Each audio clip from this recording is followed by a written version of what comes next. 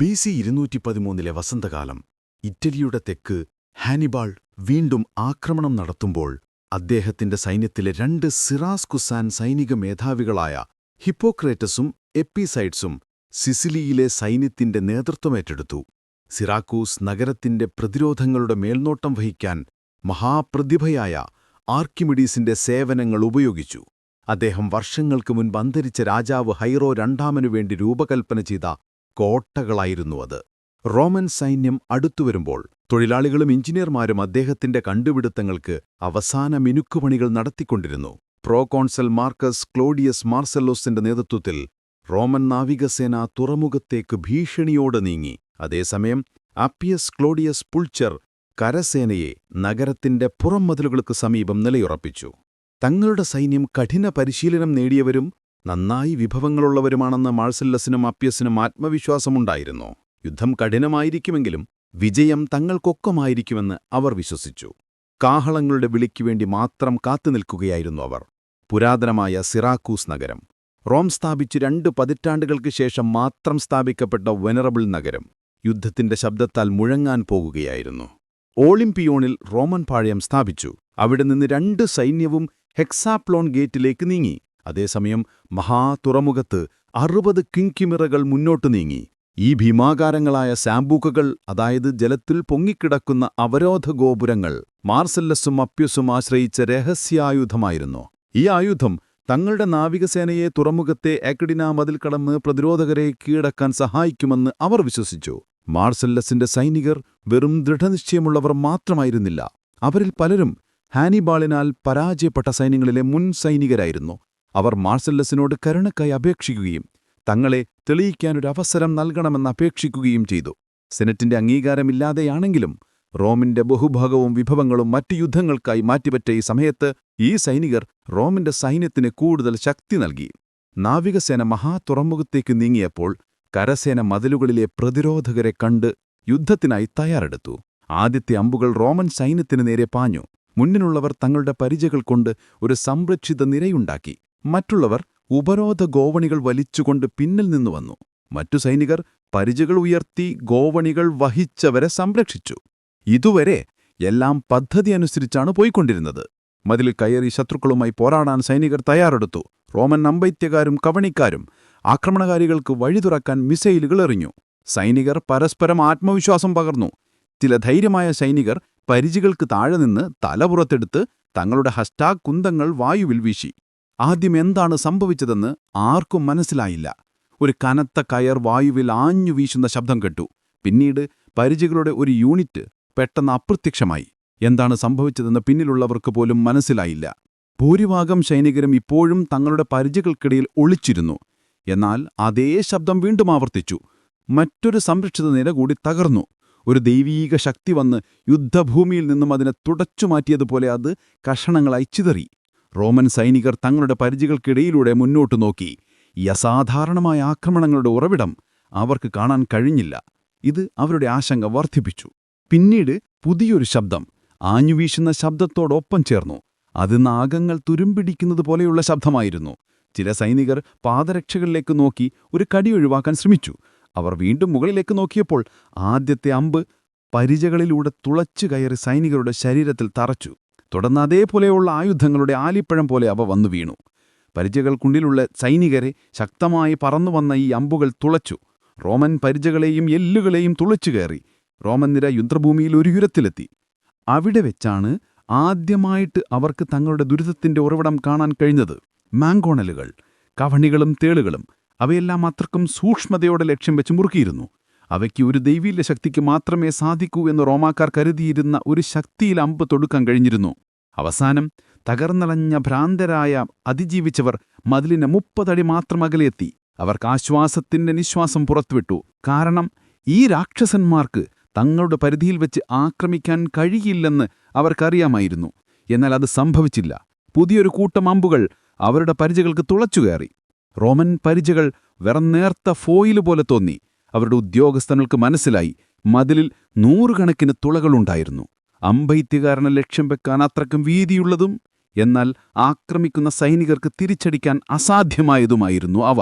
വളരെ കുറച്ചു സൈനികർ മാത്രമാണ് ധൈര്യപൂർവ്വം മുന്നോട്ടു പോയി ഗോവണികൾ വെക്കാൻ ശ്രമിച്ചത്. എന്നാൽ അവരുടെ മേൽ കല്ലുകളും മരത്തടികളും പതിച്ചു. തങ്ങളുടെ കൂട്ടാളികൾ ഈ രാക്ഷസന്മാർക്കിടയിൽ ചതഞ്ഞരയുള്ളത് കണ്ടപ്പോൾ ഏറ്റവും ധൈര്യമുള്ള റോമൻ സെഞ്ചൂര്യന്മാർക്ക് പോലും അത് സഹിക്കാൻ കഴിഞ്ഞില്ല. അവസാനം ആക്രമണം പരാജയപ്പെട്ടു. ജീവിച്ചിരിക്കുന്നവരെ സുരക്ഷിത സ്ഥലത്തേക്ക് പിൻവാങ്ങി.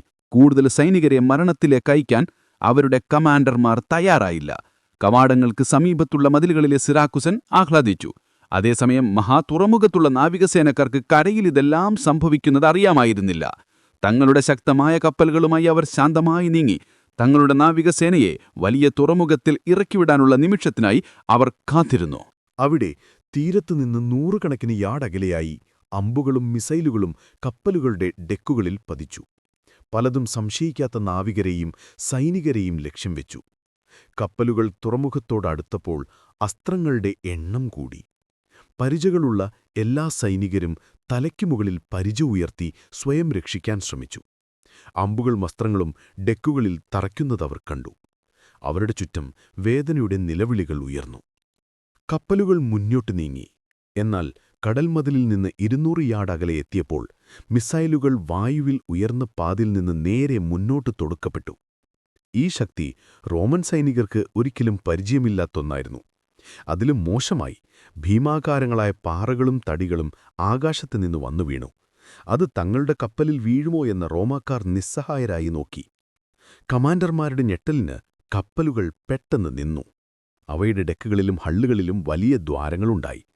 കപ്പലുകൾ വെള്ളത്തിൽ മുങ്ങി. അപ്രതീക്ഷിതമായ ഈ പ്രതിരോധം കണ്ടിട്ടും ഉദ്യോഗസ്ഥരും ക്യാപ്റ്റന്മാരും മുന്നോട്ടു പോകാൻ ഉത്തരവിട്ടു. 50 കപ്പലുകളിൽ ഭൂരിഭാഗവും തുറമുഖത്തെത്തി കരയിറങ്ങാനുള്ള തയ്യാറെടുപ്പുകൾ തുടങ്ങി. എന്നാൽ അടുത്തത് അവരുടെ പേടി സ്വപ്നത്തിൽ നിന്ന് വന്നതുപോലെയുള്ള ഒന്നായിരുന്നു. യാതൊരു മുന്നറിയിപ്പുമില്ലാതെ മരവും ലോഹവും കൊണ്ട് നിർമ്മിച്ച് ഭീമാകാരങ്ങളായ കൈകൾ മതിലുകൾക്ക് മുകളിലൂടെ ആഞ്ഞുവീശി. അതിലൊന്ന് ഒരു ക്വിൻക്വീറിയം കപ്പലിന്റെ ഡെക്കിന് മുകളിൽ നിന്നു. ഭീകരമായൊരു കല്ല് അതിൽ നിന്ന് താഴേക്ക് പതിച്ചു. ഭയപ്പെടുത്തുന്ന വേഗത്തിൽ താഴേക്ക് വീണ അത് സ്പർശിച്ചതെല്ലാം തകർത്തു. സൈനികരും കപ്പലും തകർന്നു. കപ്പൽ വേഗത്തിൽ മൂങ്ങി. ഇത് നാവികർക്കിടയിൽ പരിഭ്രാന്തിയുണ്ടാക്കി. പലരും കടലിലേക്ക് ചാടി. പക്ഷേ കവചങ്ങളുടെ ഭാരം കാരണം അവർ മുങ്ങിപ്പോയി. പിന്നീട് കൂടുതൽ ഭീകരമായൊന്ന് സംഭവിച്ചു. കല്ല് താഴേട്ട കൈ പെട്ടെന്ന് കറങ്ങി. കപ്പലിന്റെ അവശിഷ്ടങ്ങളിൽ പിടിച്ചുകിടന്നവരെയും അത് ഉയർത്തി. കരയിൽ സംഭവിച്ചതുപോലെ കപ്പലിനെ ഒരു ദൈവത്തിന്റെ കൈ ഉയർത്തി വലിച്ചെറിയുന്നതുപോലെയായിരുന്നു അത്. ഈ പ്രവർത്തനം തുറമുഖത്തെ മതിൽക്കെട്ടിലുടനീളം ആവർത്തിച്ചു. ആർക്കിമീഡിസിന്റെ ഉപകരണങ്ങൾ സാധാരണ മനുഷ്യർക്ക് അസാധ്യമാണെന്ന് തോന്നുന്ന ഒരു ശക്തിയുണ്ടാക്കാൻ കപ്പികളും കൗണ്ടർവെയ്റ്റുകളും ഉപയോഗിച്ചു. ഈ അവസ്ഥ ഇതിലും മോശമാകില്ല എന്ന റോമാക്കാർ വിശ്വസിച്ചതേ നിമിഷം ഒരു ഭീമാകാരമായ ക്ലോ തുറമുഖത്തിനു മുകളിലൂടെ ഉയർന്നു. അത് അതിന്റെ സ്ഥാനത്തേക്ക് നീങ്ങിയപ്പോൾ അതിന്റെ നിഴൽ താഴെയുള്ള കപ്പൽ സേനയ്ക്ക് മുകളിൽ പതിച്ചു. പിന്നീട് അതൊരു കപ്പലിനെ പൂർണ്ണമായി വെള്ളത്തിൽ നിന്ന് ഉയർത്തി. സൈനികർ ഒന്നുകിൽ ചാടുകയോ അല്ലെങ്കിൽ പുറത്തേക്ക് വലിച്ചെറിയപ്പെടുകയോ ചെയ്തു. അവസാനം ആ ഭീമാകാരമായ ഉപകരണം ആ കപ്പലിനെ തിരമാലകളിൽ തകർത്തു. ഇതിനെതിരെ റോമൻ സാമ്പുക്കകൾ പൂർണ്ണമായും പ്രവർത്തനരഹിതമായി. പിൻവാങ്ങാനുള്ള സൈറൻ മുഴങ്ങി. അത് റോമൻ സൈന്യത്തിന് ഇരുണ്ട ദിവസമായിരുന്നു. സിറക്യൂസ് നഗരത്തെ ആക്രമിക്കുന്നതിനു മുൻപ് ഒഴിവാക്കാൻ മാർസെല്ലസ് ആഗ്രഹിച്ച ഒരു കഠിനാധ്വാനമാണ് അദ്ദേഹത്തിന് ഇപ്പോൾ നേരിടേണ്ടി വന്നത്.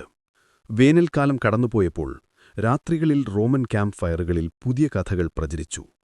ആർക്കിമീഡിയസ് ഭിത്തികളിൽ ഘടിപ്പിച്ച കണ്ണാടികൾ ഉപയോഗിച്ച് കപ്പലുകൾക്ക് തീയിടുന്നു എന്നായിരുന്നു ആ കഥകൾ. നഗരത്തിലെയും ദ്വീപിലെയും സാഹചര്യങ്ങൾ കണക്കിലെടുത്ത് മാർസെല്ലസ് തന്റെ സൈന്യത്തെ വിഭജിച്ച് ഒരേ സമയം 2 ലക്ഷ്യങ്ങൾ നിറവേറ്റാൻ തീരുമാനിച്ചു.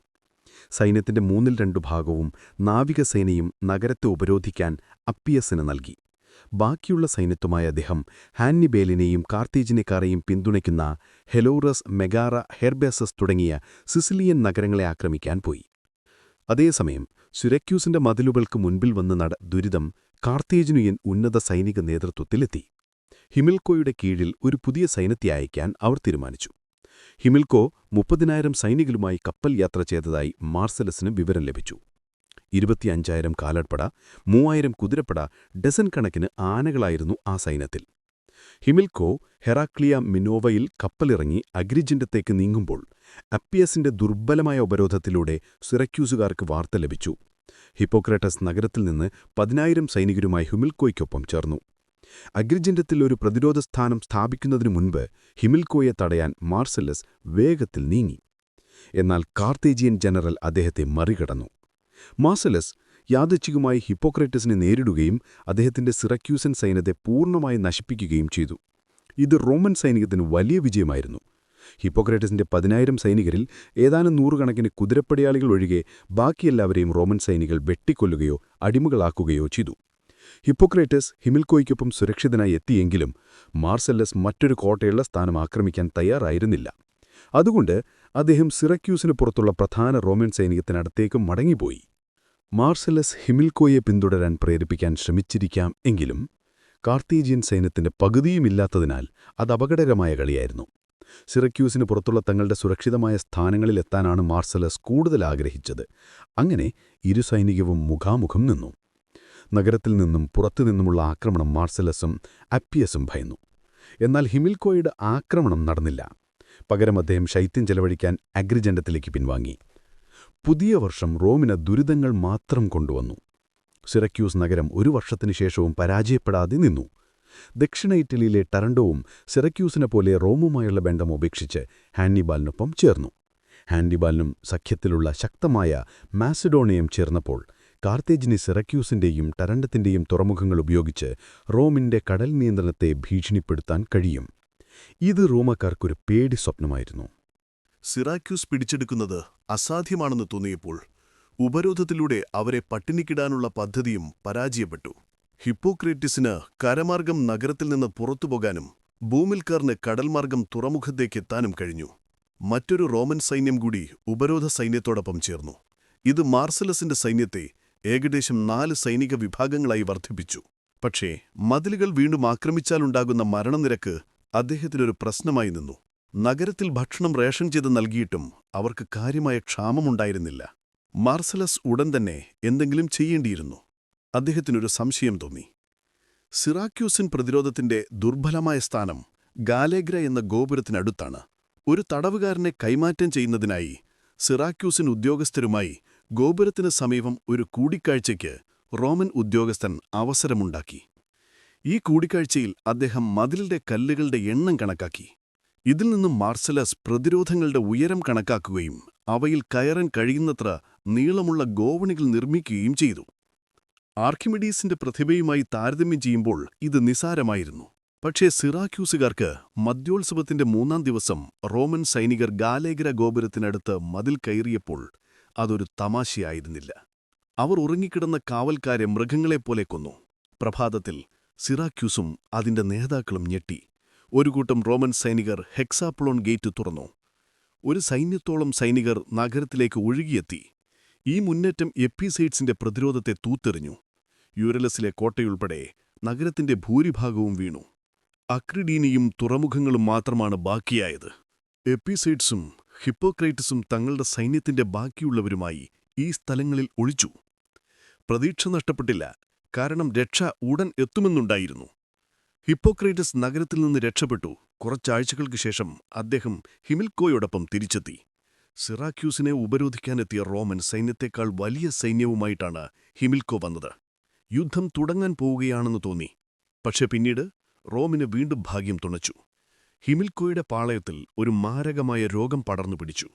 അതേ രോഗം അടുത്ത മാസങ്ങളിൽ റോമൻ പ്രദേശങ്ങളിലേക്കും പടർന്നു. എന്നാൽ റോമൻ പാളയങ്ങളും നഗരത്തിലെ അവരുടെ സ്ഥാനങ്ങളും രോഗത്തിന്റെ ആഘാതം കുറച്ചു. ഹിമിൽക്കോയുടെ പാളയത്തിൽ ഈ രോഗം ഒരു പ്ലേഗ് പോലെ പടർന്നു പിടിച്ചു.